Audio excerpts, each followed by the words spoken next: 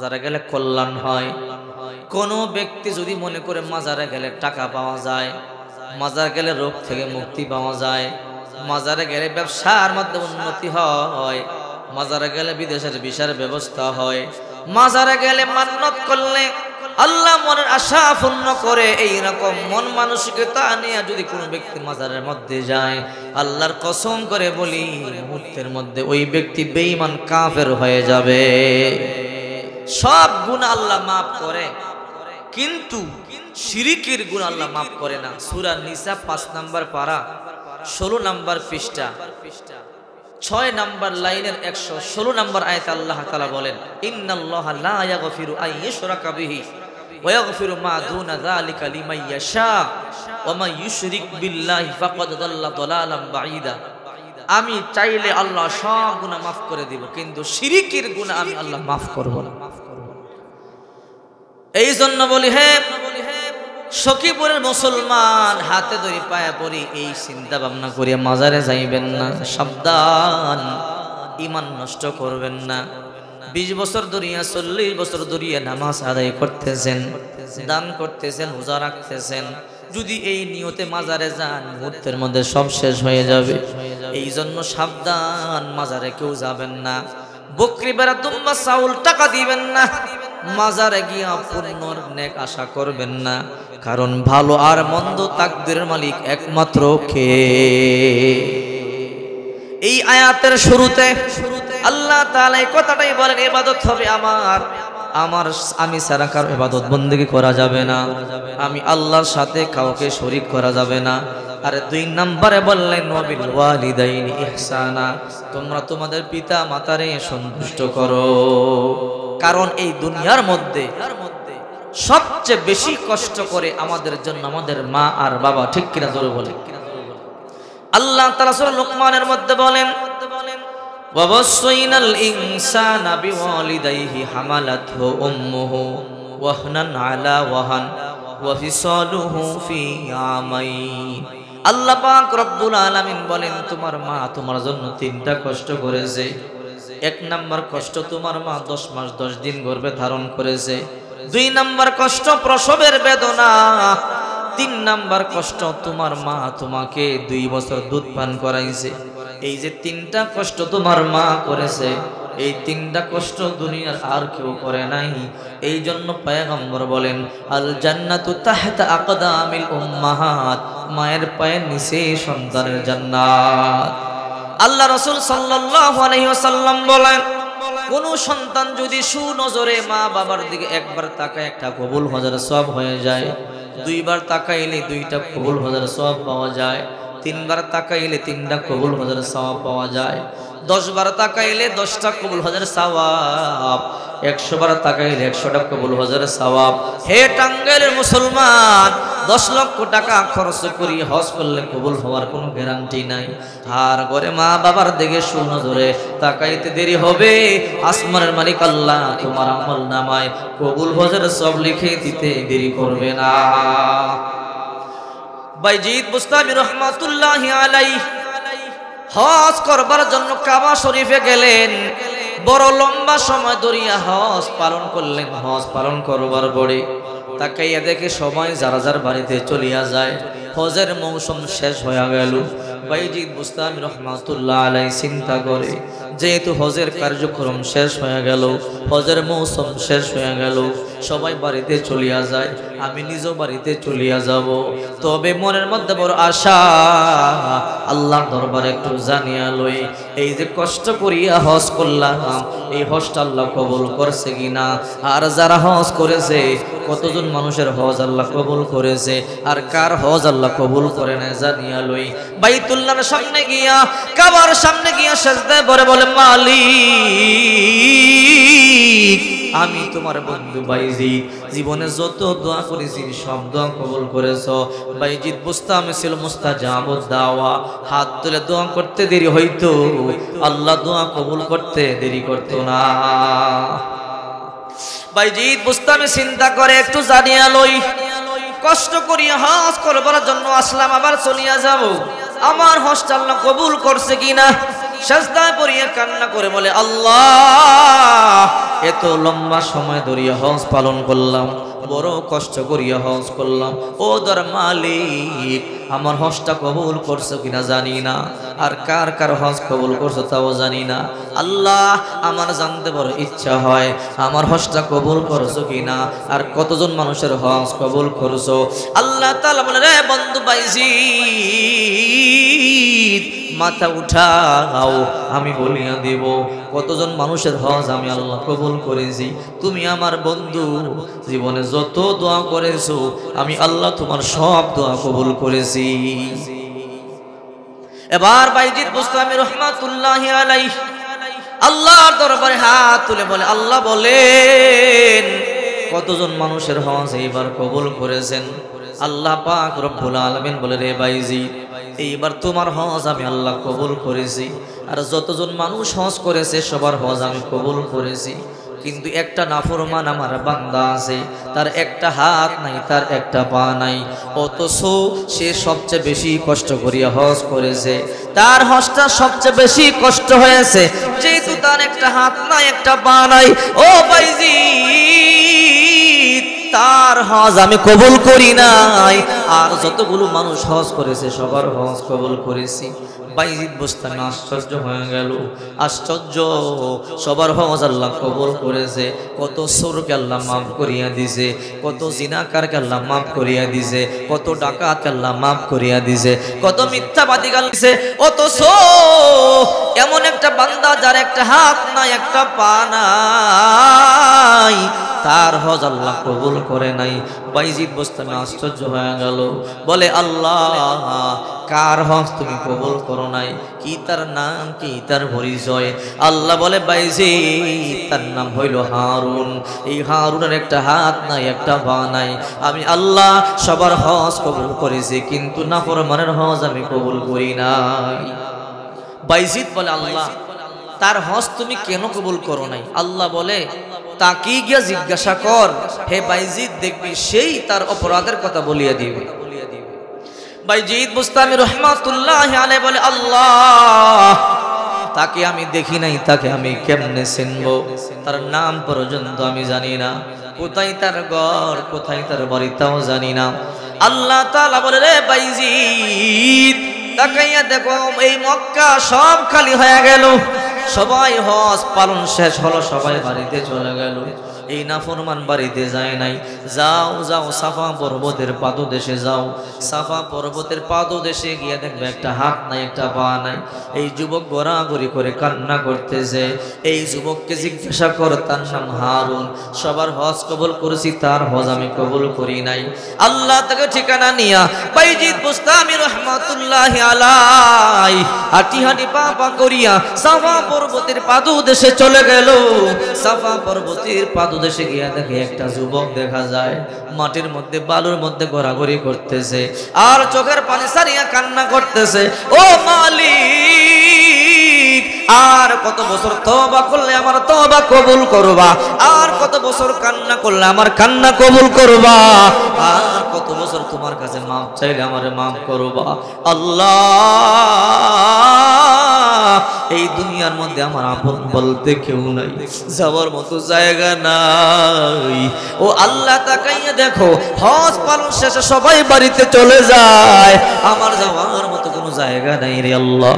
ও আল্লাহ আমাকে তুমি কবে মাফ করবা বলিয়া দাও। বালুর মধ্যে গড়াগড়ি খায় আর কান্না করে, চোখের পানিতে বুক ভাসিয়া গেল, বালুগুলো গায়ের সাথে লাগিয়া গেল। আল্লাহর ওলি বাইজিদ বুস্তামি রহমাতুল্লাহি আলাইহি লম্বা সময় দাঁড়াইয়া দাঁড়াইয়া দেখলেন, একটু পরে মায়া হলো, সামনে গিয়া পিঠের মধ্যে হাত দিয়া বলে, রে আল্লাহর বান্দা হারুন, কান্না বন্ধ কর, আর কাঁদিস না, আমার সাথে একটু কথা বল। আল্লাহু আকবার বলেন। এবার ওই যুবক আশ্চর্য হয়ে গেল, কি আপনি? আমি আপনারা চিনতে পারলাম না, জীবনে আর কখনো আমি আপনারা দেখি নাই, আপনি আমার নাম কেমনে জানলেন? বলে, শুধু তোমার নাম জানি তা নয়, তোমার হজ আল্লাহ কবুল করে না ওইটাও আমি জানি।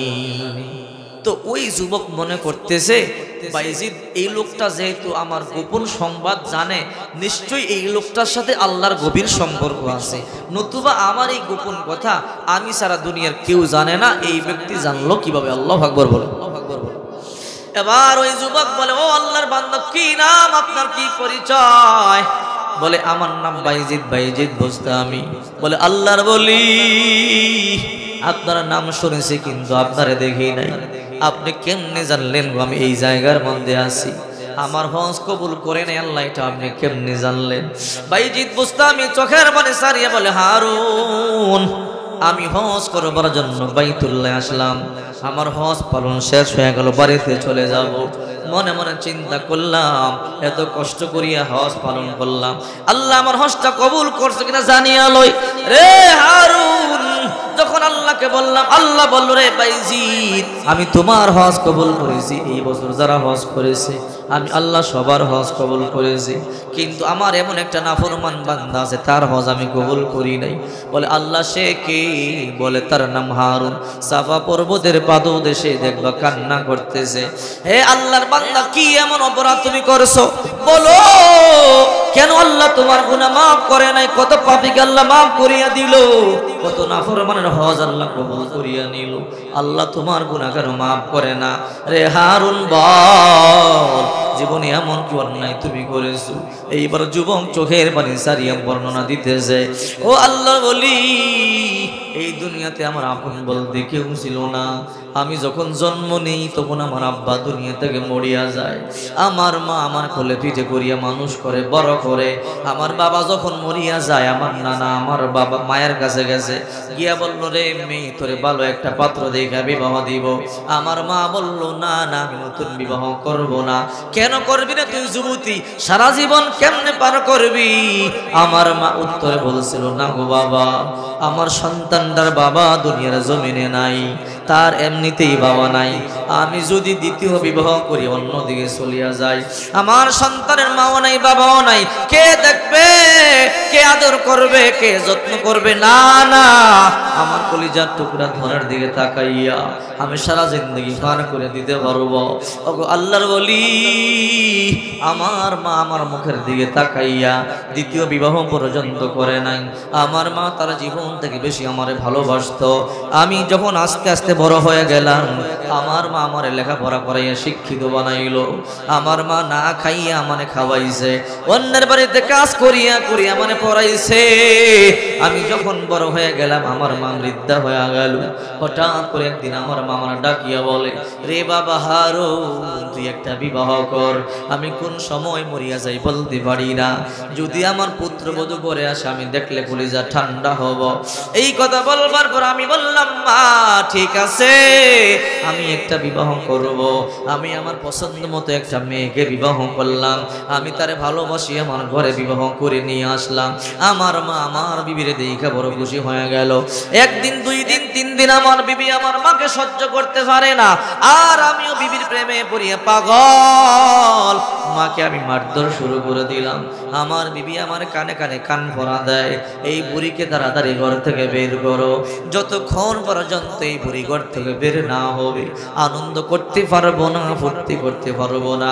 মায়ের মাথার চুলগুলো ধরিয়া টানিয়া টানিয়া ঘর থেকে বের করি, আর মা বলে, সন্তান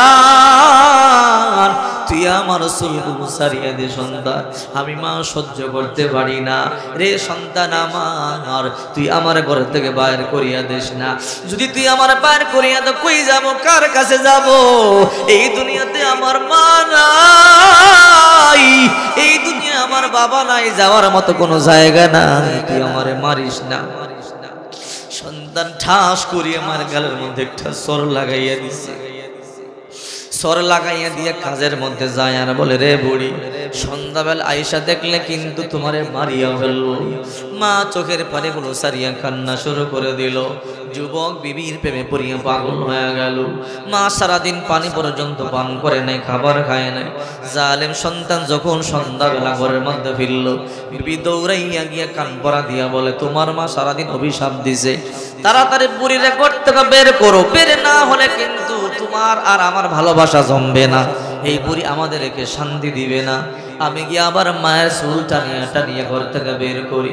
মা পা দুইটা জড়াইয়া ধরিয়া বলে, রে সন্তান আমার, তুই আমার চুল সারিয়া দে রে সন্তান। তুই তো জানো এই দুনিয়াতে আমার আপন বলতে কেউ নাই, আমার মা নাই, আমার বাবা নাই, আমি কই যাব, কার কাছে যাব? ওই সন্তান ঠাস করিয়া মায়ের মুখের মধ্যে একটা লাথি মাইরে দিচ্ছে। মায় করে, সন্তান কি করলি, কি করলি? এই বুকের দুধ আমি তোরে 2 বছর না পান করাইছি রে সন্তান, তুই আমার কলিজার মধ্যে লাথি দিয়া দিলি। ঠাস করিয়া মা জমিনের মধ্যে ভরিয়া যায়। মা চোখের পানিগুলো সারিয়া কান্দে। জালেম সন্তান কোনো মায়া হলো না। জালেম সন্তান কাজে যায় আর বলে, বুড়ি সন্ধ্যাবেলা আজকে আইসা দেখলে তোমার জবই করিয়া গাঙ্গের মধ্যে, নদীর মধ্যে বসাইয়া দেব। মা পানি পর্যন্ত পান করে না, সারাদিন কান্না করেছে। এরপর 3য় দিন সন্তান যখন কাজ থেকে ঘরে ফিরল, বিবি দৌড়াইয়া গিয়া বলো, স্বামী আমার, আপনার মাকে থাপ্পড় দিলেন, লাথি দিলেন, বুড়ি তারপর ঘর থেকে বের হয় না।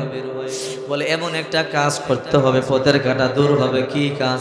চলেন বস্তার মধ্যে বড়িয়া হাত পা মুখ বাঁধিয়ে জঙ্গলার মধ্যে ফালাইয়া দিয়ে আসি। বাঘ, সিংহ, কুকুর, বিড়াল টানিয়া টানিয়া সিরিয়া খেয়ে ফেলবে। জালেম সন্তানকে ভালো বুদ্ধি তো দিছো, চলো চলো পথের কাটা দূর করি, না হলে ভালোবাসা জমবে না, আনন্দ করতে পারবো না, ফুর্তি করতে পারবো না। এই জালেম সন্তান বিবির কথায় পাগল হয়ে যায়। মায়ের পা দুইটা বাঁধা শুরু করলো। মায়ে কয়, সন্তান আমার, তুই আমার পা দুইটা কেন বাঁধরে সন্তান? বলে, বুড়ি আজকে তোমার হাত পা মুখ বাঁধে জংলায় ফালাইয়া দিব। এতবার বললাম কেন ঘর থেকে বাইরে হও নাই? মায় কই, সন্তান বুঝতে পারি নাই তুই এত বড় জালেম হবি, আজকে বুঝলাম তুই আমার মানিয়া ফেলবি। রে সন্তান, তুই আমার বাঁধন খুলে দে। এই 2 চোখে যেদিকে দেখি সেই দিকে আমি চলে যাব। কয় না, আজ আর সুযোগ নাই, তোমার বাঁধন খুলব। পা দুইটা বাঁধিয়া হাত দুইটা বাঁধা শুরু করল। মা পা দুইটা জড়াইয়া ধইরা বলে, বাবা তুই আমার মাফ করিয়া দে, তুই আমার সারিয়া দেয়, আমি তোর ঘর সারিয়া চলে যাব। কই, আজকে তোমাকে সারা যাবে না, সময় নাই। মুখটা যখন গামছা দিয়া বাঁধে, হায় রে মা, মা এখন আর কোনো কথাই বলতে পারে না। মা শুধু আ আ বলিয়া বুঝে, সন্তান তুই সারিয়া দে। জালেম সন্তান মায়ের বস্তার মধ্যে বড়িয়া, বিবি আর সন্তান মাকে জঙ্গলার মধ্যে ফালাইয়া চলে আসলো।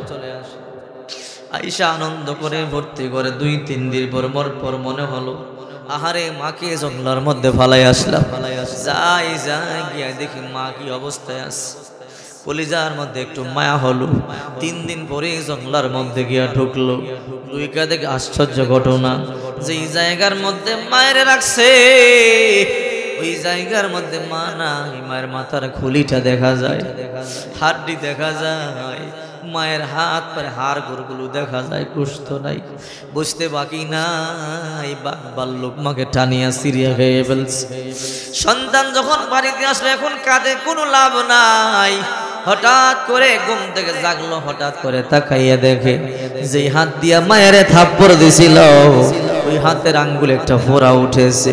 এত বেদনা সহ্য করতে পারে না। পছন্দ হয়ে গেল পোকামাকড়, দুর্গন্ধ, কেউ কাছে থাকে না, কবজা পর্যন্ত পচে গেল। ডাক্তারকে গিয়ে বলল, ডাক্তার তাড়াতাড়ি পরীক্ষা করেন, কি রোগ হয়েছে? পোকামাকড় বিলবিল করতেছে কিন্তু সারে না, দুর্গন্ধ। ডাক্তার পরীক্ষা করে বলে, তোমার যেই রোগ কোনো ডাক্তার সারাইতে পারবে না, বাঁচতে চাইলে তোমার হাতের গোড়া থেকে কাইটা ফালাও, নতুবা পুরো দেহ পচে যাবে। ডাক্তার তাড়াতাড়ি আমার হাত কাটিয়া ফালাইয়া দেন। 1 হাত ফালাইয়া দিল। এইবার কয়েকদিন পরে যেই পা দিয়ে মায়ের বুকে লাথি দিছিল, ওই পায়ের মধ্যে এমন একটা ফোঁড়া উঠেছে, একই দুর্গন্ধ, ব্যথা, পস্তে পস্তে গোড়ালি পর্যন্ত বসে গেল। ডাক্তারকে গিয়ে বলে, ডাক্তার তাড়াতাড়ি পরীক্ষা করিয়া দেখেন কি হয়েছে। বলে, তোমার পা তাড়াতাড়ি গোড়ালি থেকে কাটিয়া ফালাইয়া দাও, এই রোগ ভালো হবে না, না হলে তোমার বুড়ো দেহই পচিয়া যাবে। আমার পা পর্যন্ত কাটিয়া ফালাইয়া দিলাম। যখন আমার এক হাত এক পা নাই, আমার বিবিও আমার তালাক দিয়ে চলিয়া গেল। তুই আতুরা ভেঙ্গুরা লুলা, তোর সাথে সংসারে করিয়ে কোনো লাভ নাই। তখন আমি চিন্তা করলাম, হায়রে জনম দুঃখী মা, বিবির জন্য তোমারে আমি মারিয়া ফেললাম, আর আজকে আমার এক হাত এক পা চলিয়া গেল। এই জন্য বিবি পর্যন্ত তালাক দিয়া গেল। এলাকার লোকেরা বলে, তোরে আমরা মারিয়া ফেলবো, অভিশপ্ত কোথাকার। এলাকার লোকদেরকে বলে, আপনারা সব সম্পদ আমার নিয়ে যান, কোনো আপত্তি নেই, আমার অন্তত কাবার সামনে ফালাইয়া আসেন, ওই জায়গায় তওবা করব, কাবার গিলাম দরিয়া কান্না করব, হয়তো আল্লাহ আমারে মাফ করতে পারে।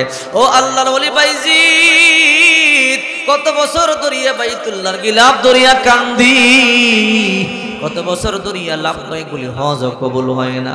আসমান থেকে জবাব, লা লাভবাইক লা সায়াদাইক রে না ফরমান, তোর হজ কবুল হয় নাই, হাজিরা কবুল হয় নাই। ও আল্লাহর ওলি, আমাকে আল্লাহ মাফ করে না। বাইজি বলে, আল্লাহ আমার বড় মায়া লাগে, সবাই চলে গেল, মাফ করিয়া দাও। আল্লাহ বলে, বাইজি সাবধান, যে জালেম মায়ের লাথি দিয়েছে, যে জালেম মায়ের থাপ্পড় দিয়েছে, তার পক্ষে ওকালতি করবি না, করলে তোর নাম আমি আলওয়ালির দপ্তর থেকে কাটিয়ে দেব। আল্লাহু আকবার বলে। এই জন্য হে টাঙ্গাইল যুবক ভাই, হাতে দড়ি ভায়া ভরি, মা আর বাবারে কষ্ট দিও না। আল্লাহ এই আয়াতে বলে, আমার গোলামি করো, এরপরেই তোমরা তোমাদের পিতা মাতারে সন্তুষ্ট করো। আল্লাহর হুকুম মানবেন, আব্বা আম্মারে সন্তুষ্ট করবেন, ইবাদত কমও করেন, কিন্তু শেষ নিঃশ্বাসটা ইমানি হালাতে হবে, আল্লাহর তৈরি জান্নাতে ঢুকতে পারবেন। সকলে বলে আমিন। বিরক্ত হইতেছেন? দীর্ঘ 1.5 ঘন্টা লম্বা আলোচনা করলাম, একটা লোক উঠেন নাই, আমার কাছে খুব ভালো লাগছে। আলহামদুলিল্লাহ, আপনাদের জন্য আমি প্রাণ ভরে দোয়া করি। আর সামনে যাব না, কারণ ফজরের নামাজও আদায় করতে হবে, ঠিক কিনা জোরে বলে। আর ঠান্ডাও কম নয়, আমার জন্য দোয়া করবেন। ঢাকা থেকে এসেছি, ঢাকা যাব, আমি আপনাদের জন্য প্রাণ ভরে দোয়া করি। আল্লাহ পাক যেন যেমন মনোযোগ দিয়ে শুনছেন, চাতক পাখির মতো লড়াছাড়া করেন নাই, ঠিক এমনি ভাবে যেন আমলও করতে পারে। সবাই বলে আমিন। আর প্রবাসী কল্যাণ ফাউন্ডেশনের উদ্যোগে যে যুবকের আয়োজন করছে,